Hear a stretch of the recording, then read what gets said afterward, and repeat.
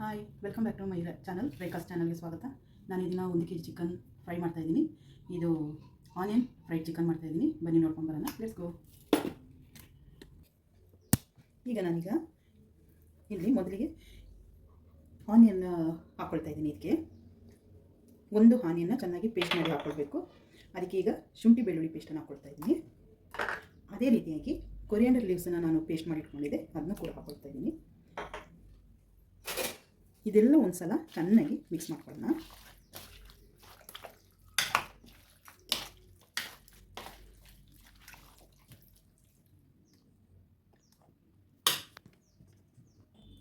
ಈಗ ಇದಕ್ಕೆ ನಾನು ಸ್ವಲ್ಪ ಚಿಟಿಕೆ ಅರಿಶಿನ ಪುಡಿಯನ್ನು ಹಾಕ್ಕೊಳ್ತೀನಿ.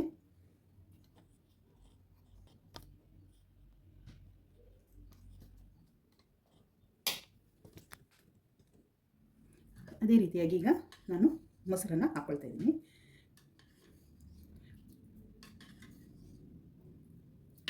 ಇದನ್ನ ಚೆನ್ನಾಗಿ ಒಂದ್ಸಲ ಮಿಕ್ಸ್ ಮಾಡ್ಕೊಳ್ಳೋಣ.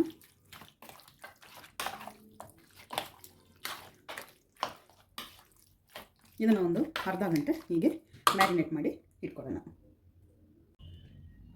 ಇದಕ್ಕೆ ಸ್ವಲ್ಪ ನಾನು ಉಪ್ಪನ್ನು ಹಾಕ್ಕೊಳ್ತಾ ಇದ್ದೀನಿ. ಮತ್ತೆ ನೋಡ್ಕೊಂಡು ಹಾಕ್ಕೊಳ್ಬೋದು ಉಪ್ಪನ್ನು. ಆ ಥರ ಚೆನ್ನಾಗಿ ಮಿಕ್ಸ್ ಮಾಡಿಕೊಂಡು ಈಗ ಮ್ಯಾರಿನೇಟ್ ಮಾಡಿಕೊಂಡು ಹಾಕ್ಕೊಳ್ಳೋಣ. ಅದು ಮ್ಯಾರಿನೇಟ್ ಆಗುವಾಗ ನಾನಿಲ್ಲಿ ಒಂದು ಬಾಣಲೆಯನ್ನು ಇಟ್ಕೊಂಡಿದ್ದೀನಿ. ಈಗ ಇಲ್ಲಿ ನಾನು ಫ್ರೀಡಮ್ ಅವರ ರಿಫೈನ್ಡ್ ಸನ್ಫ್ಲವರ್ ಆಯಿಲ್ನ ನಾನು ಯೂಸ್ ಮಾಡ್ತಾ ಇದ್ದೀನಿ. ಇದು ಹೆಲ್ದಿ, ತುಂಬಾ ಒಳ್ಳೆಯದು ಕೂಡ. ಇದನ್ನು ಮಿತವಾಗಿ ಬಳಸಿದ್ರೆ ನಮ್ಮ ಆರೋಗ್ಯಕ್ಕೂ ಕೂಡ ತುಂಬಾ ಒಳ್ಳೆಯದು. ಈಗ ಅದು ಮ್ಯಾರಿನೇಟ್ ಆಗಿದೆ.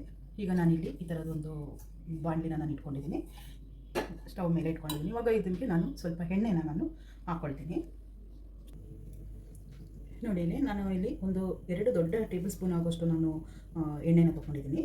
ಅದನ್ನು ನಾನು ಇವಾಗ ಹಾಕ್ಕೊಳ್ತೀನಿ. ಅಷ್ಟು ಬೇಡ, ನಮಗೆ ನೋಡಿಕೊಂಡು ಹಾಕ್ಕೊಳ್ಬೋದು.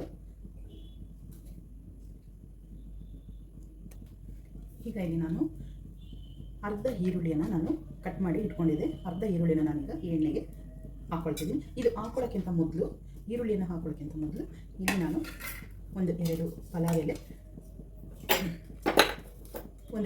ಪಲಾವ್ ಎಲೆ ಹಾಗೂ ಚಕ್ಕೆ ಲವಂಗನ ನಾನು ಫಸ್ಟು ಹೆಚ್ಚಿ ಹಾಕ್ಕೊಳ್ತೀನಿ.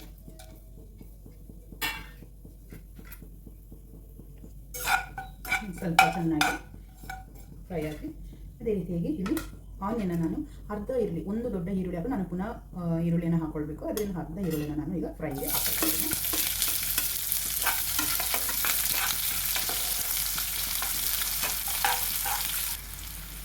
ಈಗ ಅದರ ಜೊತೆಗೇ ಇಲ್ಲಿ ನಾನು ಎರಡು ಹಸಿಮೆಣಸನ್ನ ತೆಗೆದುಕೊಂಡಿದ್ದೀನಿ.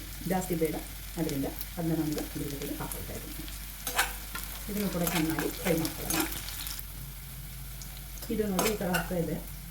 ಹೀಗೆ ಆದ ನಂತರ ನಾನಿಲ್ಲಿ ಮ್ಯಾರಿನೇಟ್ ಮಾಡಿಟ್ಕೊಂಡಂಥ ಚಿಕನ್ನ ನಾನು ಈಗ ಅದಕ್ಕೆ ಹಾಕ್ಕೊಂಡು ಚೆನ್ನಾಗಿ ಇದನ್ನು ಇದರಲ್ಲಿ ಸ್ವಲ್ಪ ಹೊತ್ತು ಫ್ರೈ ಮಾಡ್ಕೊಳ್ತೀನಿ.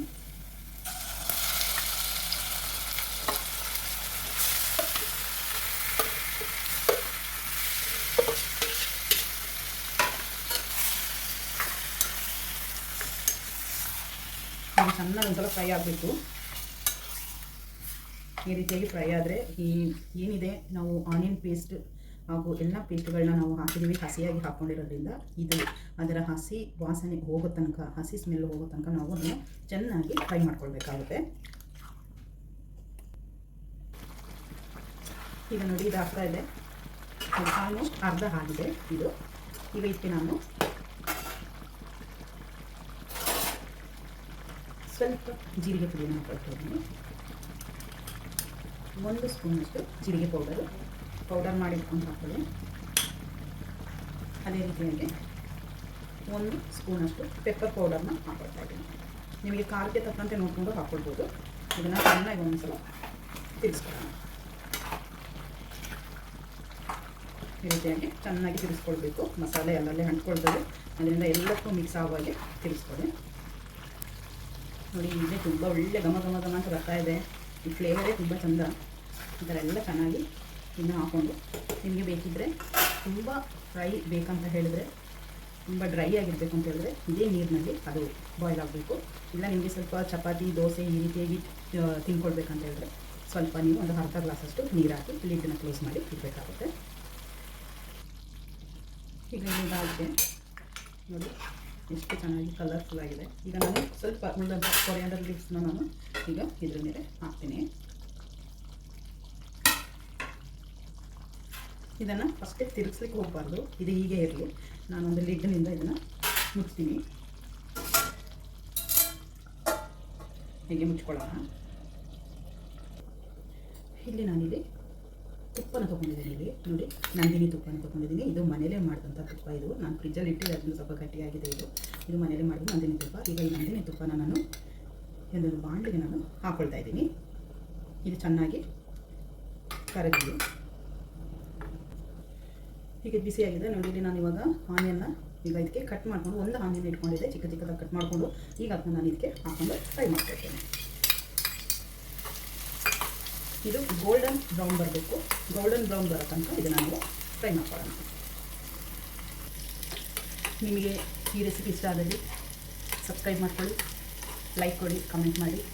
ನನ್ನ ಚಾನಲ್ನ ರೈಕಾಸ್ ಕಿಚನ್ನ ಯಾರು ಸಬ್ಸ್ಕ್ರೈಬ್ ಮಾಡ್ಕೊಂಡಿಲ್ಲ ಅಂದರೆ ದಯವಿಟ್ಟು ಸಬ್ಸ್ಕ್ರೈಬ್ ಮಾಡ್ಕೊಳ್ಳಿ. ಇನ್ನು ಇದೇ ರೀತಿಯಾಗಿ ವೀಡಿಯೋಸ್ನ ನಾನು ಹಾಕ್ತಾ ಇರ್ತೀನಿ. ಸಂಡೇ ಸ್ಪೆಷಲ್ ಹಾಗೂ ಬ್ರೇಕ್ಫಾಸ್ಟ್ ಎಲ್ಲನೂ ನಾನು ಹಾಕ್ತಾ ಇರ್ತೀನಿ. ದಯವಿಟ್ಟು ನನ್ನ ಚಾನಲ್ನ ಕಮೆಂಟ್ ಮಾಡಿ, ಲೈಕ್ ಮಾಡಿ, ಸಬ್ಸ್ಕ್ರೈಬ್ ಮಾಡ್ಕೊಳ್ಳಿ. ಈಗ ಇದು ಫ್ರೈ ಆಗ್ತಾ ಇದೆ ನೋಡಿ. ಈ ಥರ ಫ್ರೈ ಆಗಬೇಕು, ಚೆನ್ನಾಗಿ ಗೋಲ್ಡನ್ ಕಲರ್ ಬರೋ ತನಕ ನಾವು ಫ್ರೈ ಮಾಡ್ಕೊಳ್ಬೇಕು. ಅರ್ಧ ಮಾಡಿಕೊಂಡು ಹಾಕ್ಕೊಳ್ಬಾರ್ದು, ಚೆನ್ನಾಗಿರೋದಿಲ್ಲ. ಫುಲ್ಲು ಗೋಲ್ಡನ್ ಕಲರ್ ಬರಬೇಕಾಗುತ್ತೆ ನೋಡಿ. ಈಗ ಇದು ಫ್ರೈ ಆಗಿದೆ ನೋಡಿ. ಈ ಥರ ತುಂಬ ಸಿಡಿಸಬಾರ್ದು, ಈ ಥರ ಗೋಲ್ಡನ್ ಕಲರ್ ಬಂದರೆ ಸಾಕು. ಈಗ ನಾನು ಇದನ್ನ ಗ್ಯಾಸ್ ಆಫ್ ಮಾಡ್ಕೊಳ್ತೀನಿ ನೋಡಿ. ಈಗ ಚಿಕನ್ ಇಲ್ಲಿ ಆಗಿದೆ, ಆಗ್ತಾಯಿದೆ. ನಾನು ಇದನ್ನು ಕೊತ್ತಂಬರಿ ಸೊಪ್ಪನ್ನು ನಾನು ತಿರುಗಿಸ್ಲಿಲ್ಲ, ನಂತರ ಅದನ್ನ ತಿರುಗಿಸ್ಕೊಳ್ಳೋಣ ಅಂತೇಳಿ. ಈಗ ನಾನಿಲ್ಲಿ ಗೋಲ್ಡನ್ ಕಲರ್ ಬರೋ ತನಕ ಆನಿಯನ್ನ ಹುಡ್ಕೊಂಡಿದ್ನಲ್ಲ, ಈಗ ಅದನ್ನು ನಾನು ಈಗ ಸ್ವಲ್ಪನೇ ಈಗ ನಾನು ಹಾಕೊಂಡು ಬರ್ತೀನಿ ಇದ್ರ ಮೇಲೆ. ಈ ರೀತಿಯಾಗಿ ಹಾಕ್ಕೊಳ್ಬೇಕು.